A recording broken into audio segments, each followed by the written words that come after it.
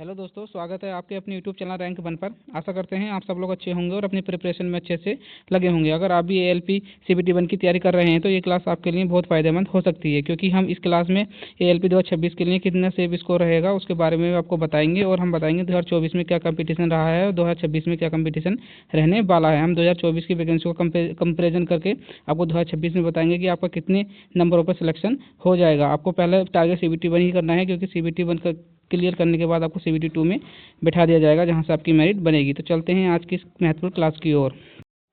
अगर आपने भी एएलपी 2026 में एएलपी बनने की ठान ली है तो आपको सबसे पहले 2024 में जो वैकेंसी आई थी उसके बारे में जानकारी होनी चाहिए कि उस समय का क्या कंपटीशन लेवल रहा था और इस बार का क्या कंपटीशन लेवल रहने वाला है। क्योंकि इस बार जो 2024 में जो वैकेंसी आई थी उसके बारे में भी हम एनालाइज करेंगे कि कितना कंपटीशन इस बार का रहा था और क्या कट ऑफ उस बार की बनी हुई थी और कंपटीशन लेवल उस बार का क्या था, और 2026 में आपको कितना टारगेट होना चाहिए जिससे कि आपको सिलेक्शन आसानी से हो जाए। तो आप चलते हैं क्लास की ओर। जैसे कि आपको पता है 2024 में जो असिस्टेंट लोको पायलट की वैकेंसी निकल कर आई थी वो शुरू में 5,696 वैकेंसियों पर निकल कर आई थी, लेकिन बाद में इनमें संशोधन करने के बाद ये 18,799 वैकेंसी बन गई थी। और इसके लिए जो बच्चों ने आवेदन किए थे वो लगभग 20 लाख के आसपास आवेदन हुए थे, और पेपर का लेवल उस बार का मॉडरेट बताया गया था 2024 में जो वैकेंसी निकल कर आई थी।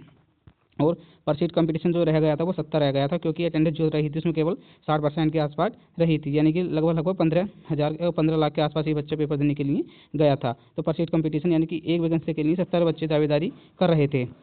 आगे चलते हैं। आगे जैसे 2024 की जो कट ऑफ रही थी वो हर जोन में अलग अलग रही थी। जैसे कि हर जोन में अलग अलग रही थी।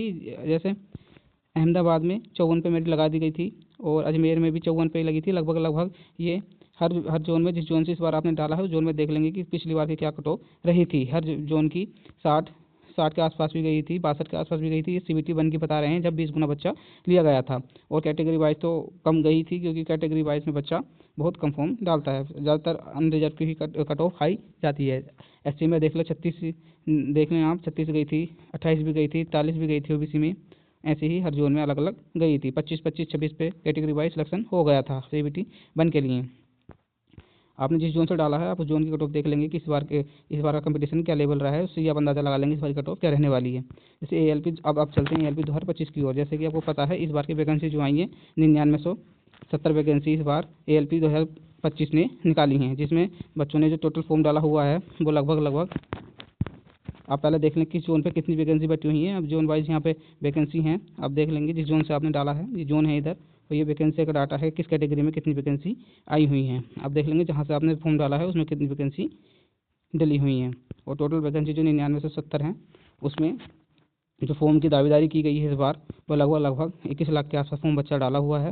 और परसेंट कंपटीशन अगर हम मान के चलें 21 लाख भी बच्चा पेपर देता है तो 130 बच्चा एक पद के लिए दावेदारी करेगा। 130 बच्चे में अगर एक पद के लिए दावेदारी करेगा, अगर हमने माना 60% भी अगर इसमें डाटा 60% अटेंडेंस रहती है तो भी ये 15 लाख के आसपास ही बच्चा पहुंचेगा, जो है कि घटकर इससे 70 से 80% कंपटीशन रह जाएगा। तो कंपटीशन वही है जो पिछली बार का रहा है, बस आप तैयारी अच्छी कर लेंगे तो आपको सिलेक्शन हो जाएगा। अब इस बार के हम सिलेबस की जानकारी दे दें कि सिलेबस इसमें क्या क्या पूछा जाता है, जिससे कि पता चल जाए कि हमें क्या तैयारी करनी है। आपको पता है सीबीटी वन आपका पहला होता है सीबीटी वन, जिसमें 75 क्वेश्चन आते हैं जो 60 मिनट के होते हैं।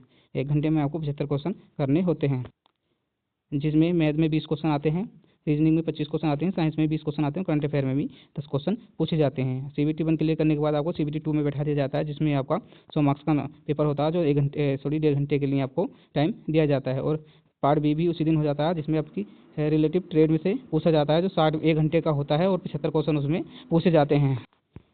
तो आप देख लेंगे, आपको सीबीटी वन सीबीटी टू दोनों का पता है कि कौन से पूछा जाता है। आपको जो गेन करने के होते हैं फ्रेंड्स, आप रीजनिंग में अधिक से अधिक गेन कर सकते हैं, क्योंकि रीजनिंग आसान आती है और मैथ भी इसमें आसान आती है। आपको बस टाइम का इशू रहता है कि टाइम जल्दी चला जाता है, इसलिए आपको सबसे पहले वही करने हैं जो सबसे आसान होते हैं। सबसे पहले आप रीजनिंग करेंगे तो आप रीजनिंग में आसानी से 20 से 22 नंबर आसानी से ले आ सकते हैं। फिर आपके पास साइंस के क्वेश्चन आते हैं, साइंस में भी आप आसानी से 10 से 15 क्वेश्चन आराम से ले सकते हैं। अगर आप मान के चलें टोटल 3 सब्जेक्टों को मिला के चलें कि इसमें से अगर आप 60 में से अपन 40 भी कर जाते हैं तो आपका सिलेक्शन हो जाएगा, क्योंकि सबसे पहले आपको वही सब्जेक्ट छेड़ना है जो आपको आसानी और अच्छे से हो जाए।